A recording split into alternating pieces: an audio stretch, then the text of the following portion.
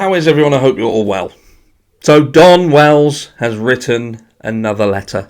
And look, it is a little bit of a different vibe, so I'm not going to completely pull it apart because it would be unfair to. You know, over here we want to promote sort of the freedom of a varying thought process. Some people for, some people against, some people sort of in the middle, unsure. So let's just have a read of this together, and I'll just give you my brief thoughts on it. So, dear Summer, I don't know if there's even the remotest chance of you ever seeing this letter, but I'm going to write it hoping you will. First of all, I want you to know that I love you with all my heart. I've never missed someone as much as I miss you. My heart aches constantly, and the thought of someone mistreating you puts so much anguish and fear for you that I can barely breathe at times.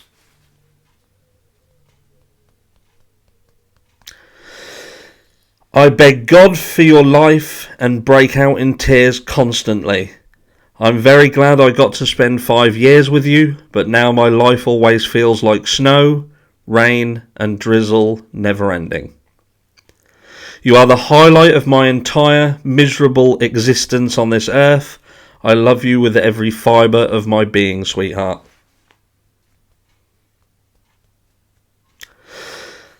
I love you. I will never give up on you, and one day I will see you again. Always and forever, your earthly dad, father.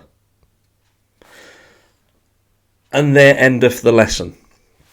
So it would seem that the letter kind of is better than the others. It's a better letter than the other. For those who are kind of sitting on the fence, I think it could potentially sort of push them more into the, he loves his daughter. For some that are over in the I hate Don camp, it could potentially push them over the edge.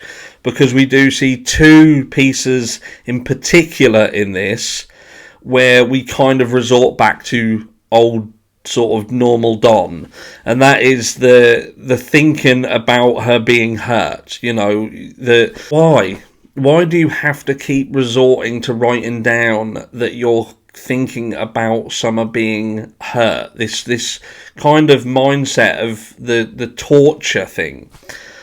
You know, I just can't. You know, there's someone mistreating you. Look, I get it. When somebody Summer's been missing a year.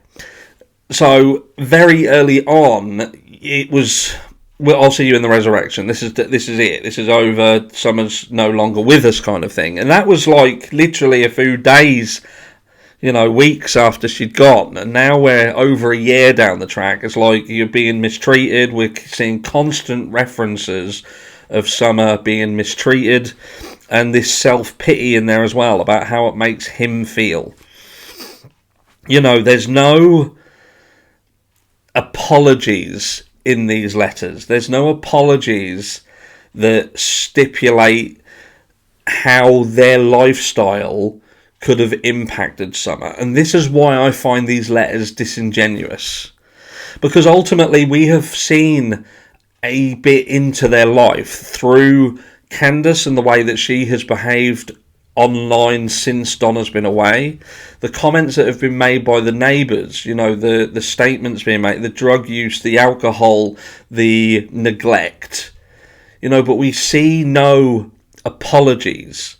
And this was very similar in the Madeleine McCann case.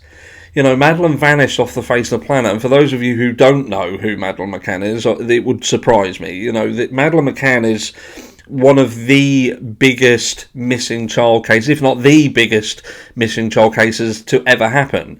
And Summer's case is gaining momentum to head into that same direction, where we have a child who just literally vanishes, and it doesn't look like there may be a conclusion to it.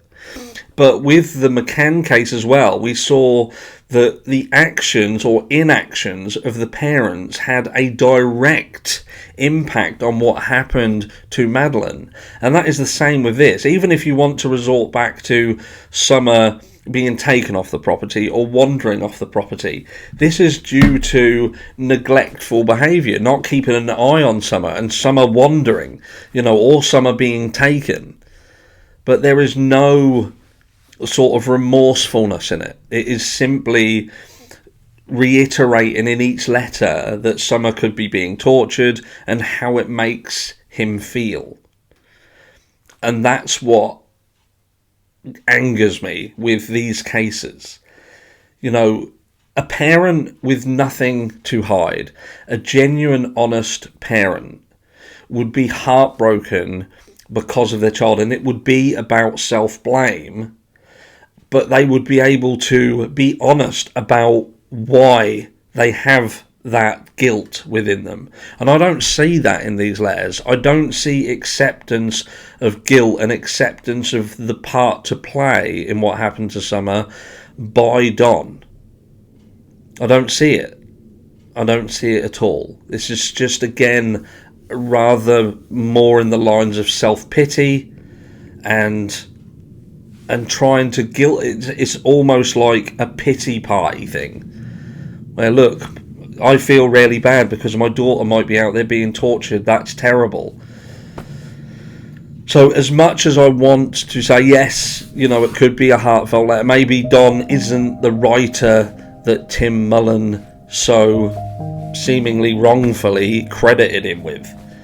Because if Don was such a fantastic writer, and he was being completely and utterly honest, maybe we'd see a little bit more about acceptance of their role in what happened. Let me know what you think, and I'll catch you down below in the comments.